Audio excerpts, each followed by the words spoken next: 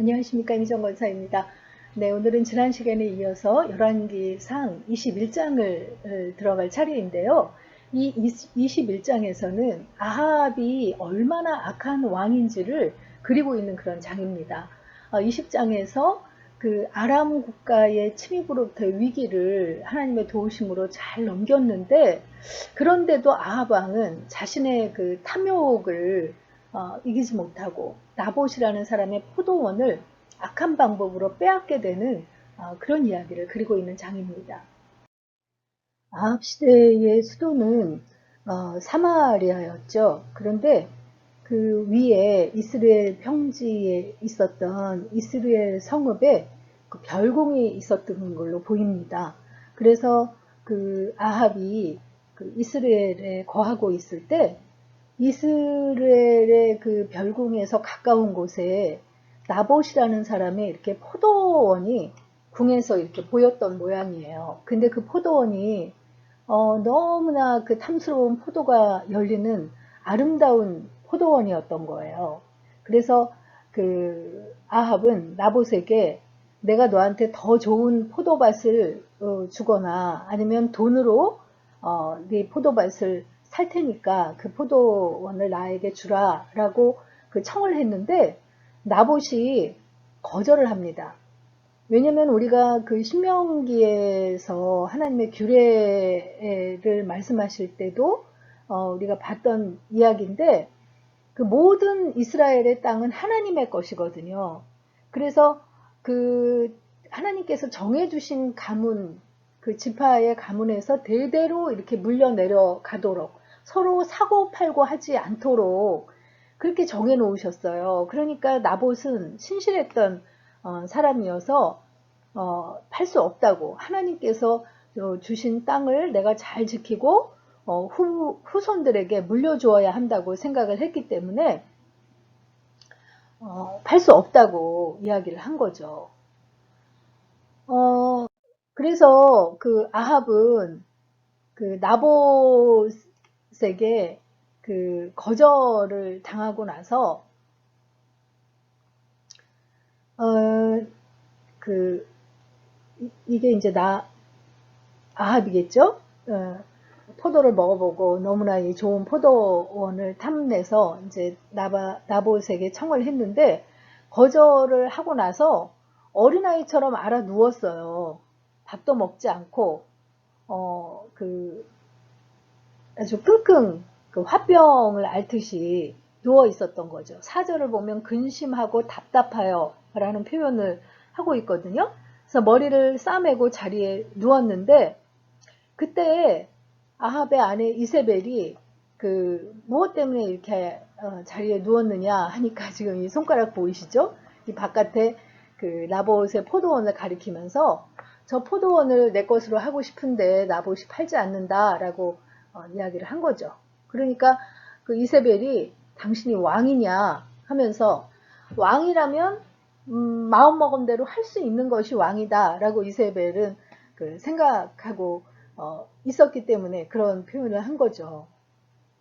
하나님 나라의 왕은 진정한 왕이 하나님이시라고 생각하기 때문에 하나님의 허락하에 그 어떤 결정들을 하고 하나님의 뜻에 따라서 나라를 통치하는 것이 하나님 나라의 왕인데 이세벨은 그 바알을 섬기는 그 이방의 딸로서 전혀 그 왕에 대한 생각이 달랐던 거죠. 그러면서 왕이 탐내는 것은 마땅히 취할 수 있다라는 생각을 가지고 있었기 때문에 그 이세벨이 나봇의 포도원을 아합에게 주기 위해서 아주 사악한 계략을 꾸밉니다.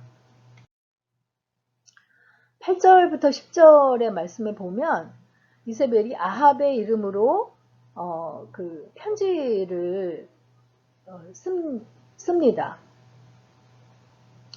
그래서 인을 치고 봉하여서 그의 성읍에서 나봇과 함께 사는 그 장로와 귀족들에게 보냅니다. 그러니까 이스라엘 성읍에 장로와 귀족들에게 편지를 보내서 금식을 선포하고 나봇을 백성 가운데에 이렇게 높이 앉힌 후에 재판대에 세우라는 거죠.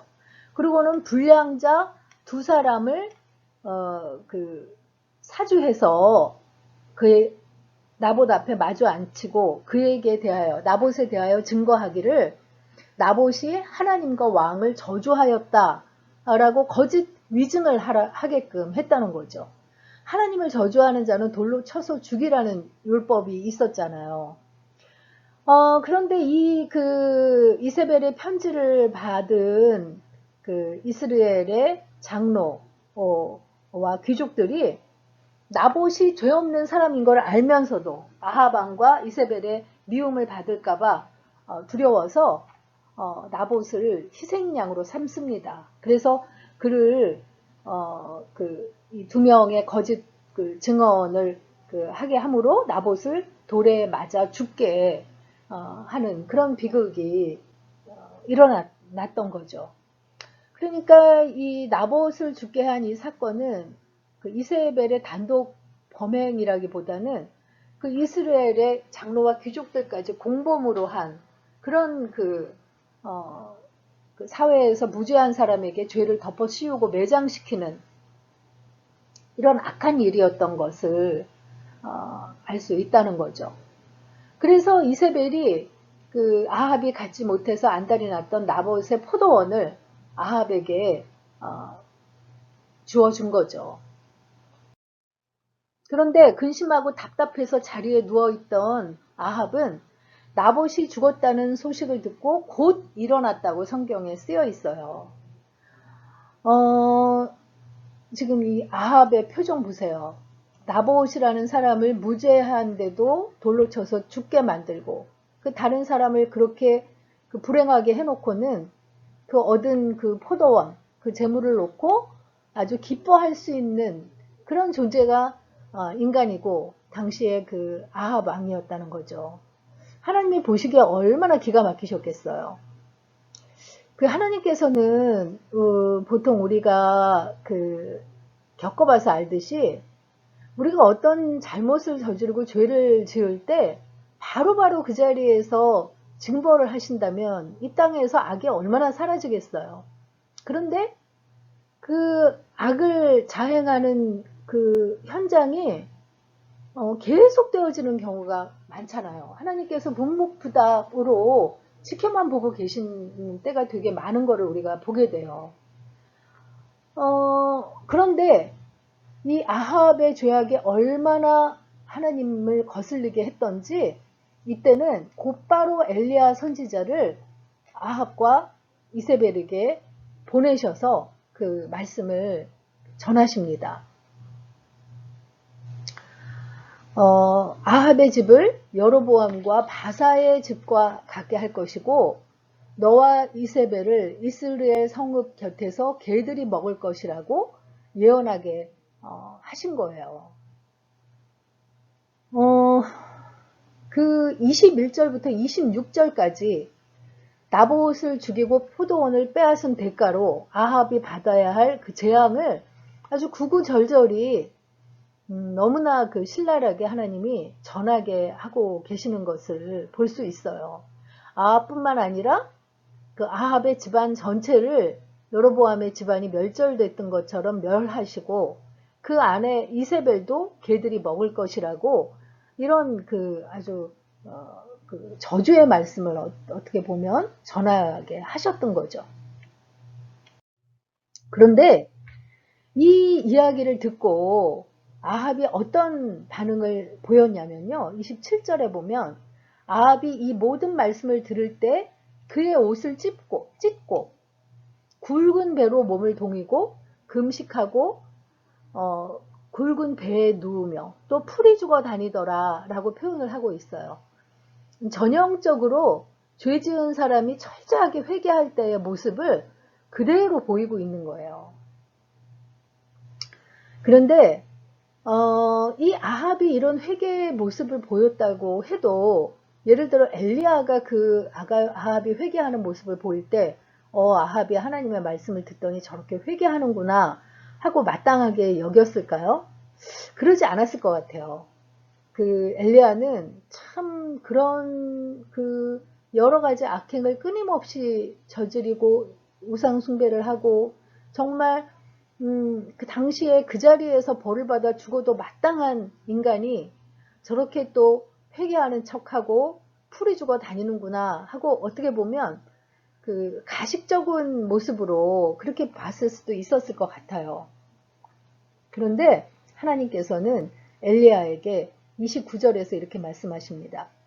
아합이 내 앞에서 겸비함을 보느냐, 겸손하고 그 하나님 앞에 이렇게 회개하는 그 모습을 보느냐 하면서 그가 내 앞에서 겸비함으로 내가 재앙을 저의 시대에는 내리지 아니하고 그 아들의 시대에야 그의 집에 재앙을 내리리라 하셨더라. 하나님께서 이미 심판의 말씀을 한 것은 그 말씀대로 이루어지되 그의 대에는 내리시지 않겠다라고 말씀하시는 거예요. 어떻게 보면 엘리야에게 그 아합에 대한 판단을 하지 말라고 말씀하시는 거일 수도 있다는 거죠.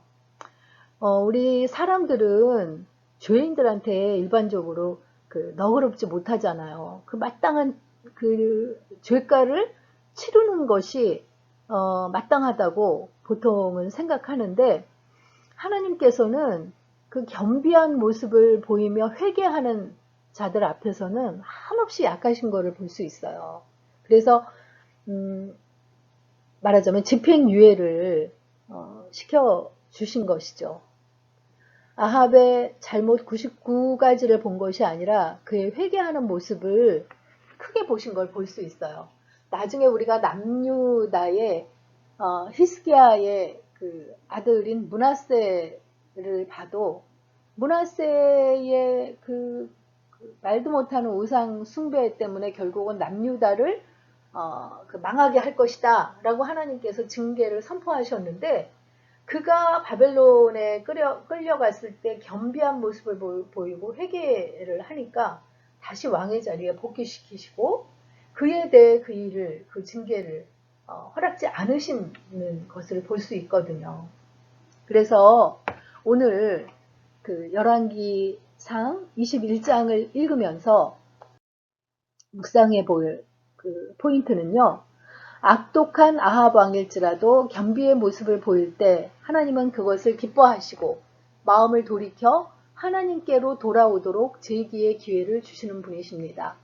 하나님의 오래 참으심과 인자하심에 대해 생각해 봅시다 라고 잡아봤어요.